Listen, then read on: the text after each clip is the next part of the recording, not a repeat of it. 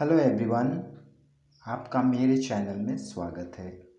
Today we are going to study a poem Dust of Snow from the class 10th book First Flight. Dust का अर्थ होता है धूल, snow means बर्फ, इस बर्फ के धूल। And this poem has been written by Robert Frost. ये कविता बहुत छोटी कविता है, सिर्फ 8 लाइन्स की है और 2 स्टैंजर्स हैं। इस कविता में कवि एक बहुत ही साधारण सी घटना को कविता के माध्यम से हमारे सामने लाते हैं, और ये जो घटना है अंधविश्वास से जुड़ी हुई है। So let us read the poem.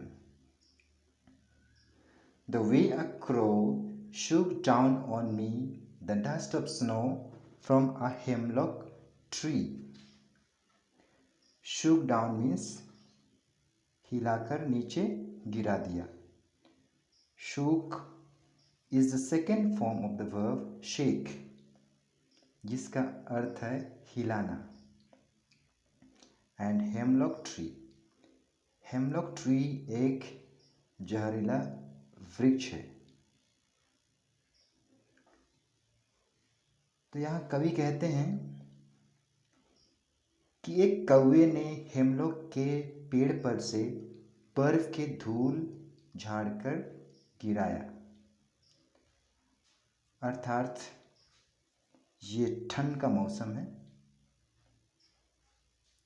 चारों ओर बर्फ ही बर्फ है। इस पेड़ पर भी बर्फ आप देख सकते हैं। ऐसे मौसम में कवि एक हेमलॉक के पेड़ के नीचे है और एक कौवा उस पर बैठा हुआ है, और उसके हिलाने से पेड़ों की डालियों पर जो बर्फ के अंश है वो झड़कर कवि के ऊपर गिर गए। Next stanza.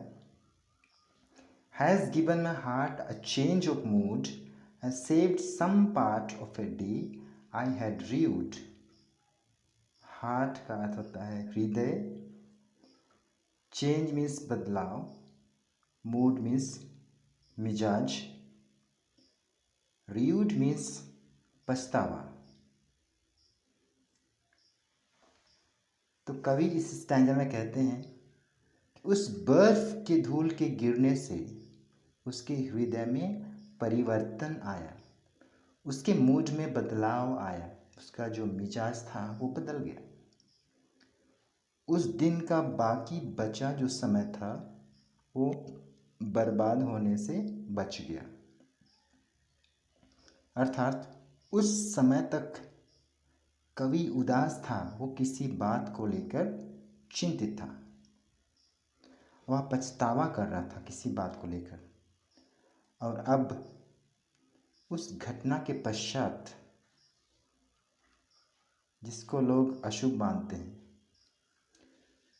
उस घटना के बाद उसका मिजाज में परिवर्तन आया और अब उसे अच्छा फील होने लगा, उसे खुशी का अनुभव होने लगा।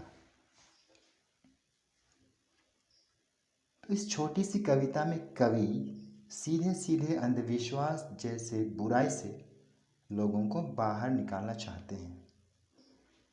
इस कविता में कवि कौवा और हेमलॉक पेड़ को मेंशन करते हैं, जिसे लोग अशुभ मानते हैं। उनके अनुसार शुभ और अशुभ इंसान के सोच पर निर्भर करता है।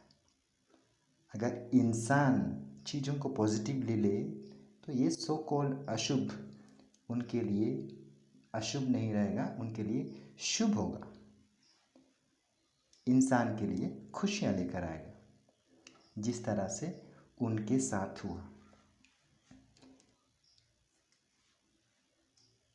Now let us see some of the poetic devices of this poem.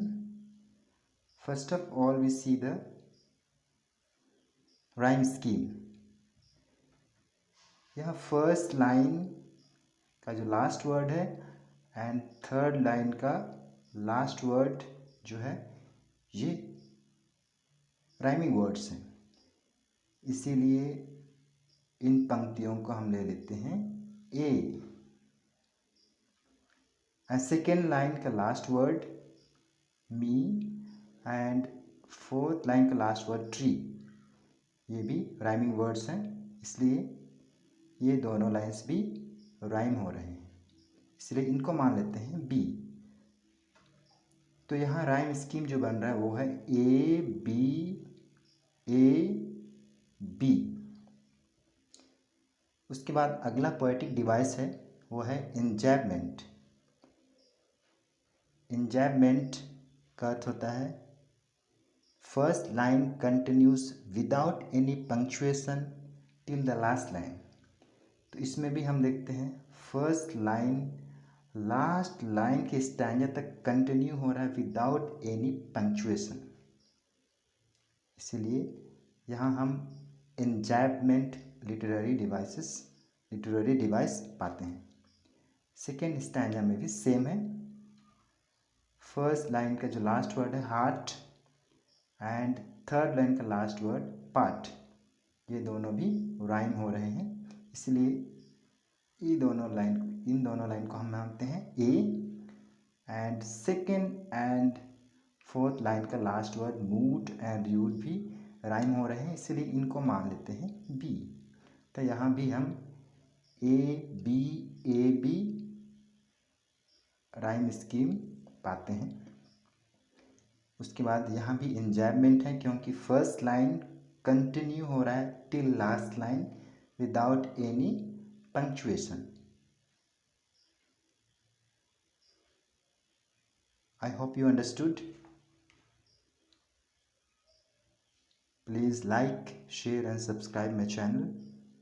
And thanks for watching this video.